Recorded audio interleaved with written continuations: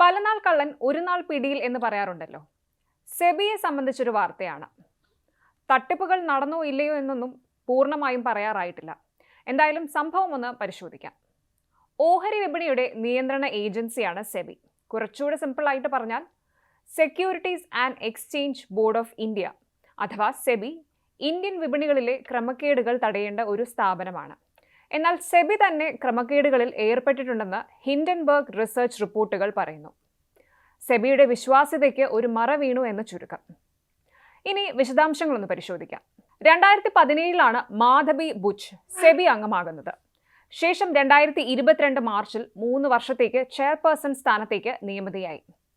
സെബിയെ നയിക്കുന്ന ആദ്യ വനിതയും സ്വകാര്യ മേഖലയിൽ നിന്ന് ഈ സ്ഥാനത്തേക്ക് നിയമിക്കപ്പെട്ട ആദ്യ വ്യക്തിയുമാണ് മാധബി.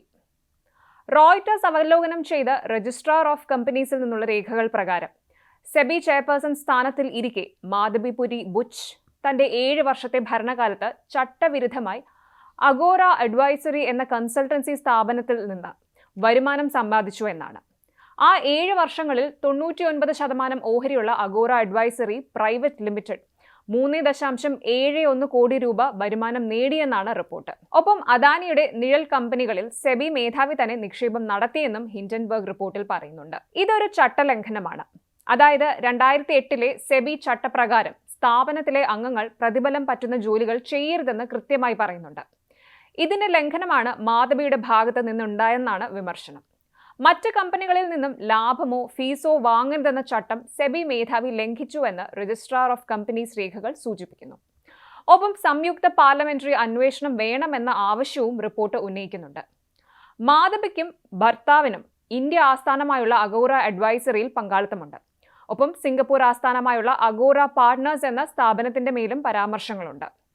2024 ഓഗസ്റ്റിൽ ഷോർട്ട് സെല്ലിംഗ് ആക്ടിവിസ്റ്റ് സ്ഥാപനമായ ഹിൻഡൻബർഗ് റിസർച്ച് അദാനി ഗ്രൂപ്പിനെതിരെ സെബിയുടെ അന്വേഷണം വേണ്ട രീതിക്ക് നടക്കാത്തത് മാധബിയുടെ സ്വാധീനം കൊണ്ടാണെന്നും വിനോദ് അദാനിയുടെ കൂട്ടാളികളും ഗണ്യമായ നിക്ഷേപം നടത്തിയ ഒരു ഓഫ്ഷോർ ഫണ്ടിൽ ബുച്ച് ദമ്പതികൾ ഓഹരികൾ കൈവശം വച്ചതായും റിപ്പോർട്ടിൽ പറയുന്നുണ്ട്.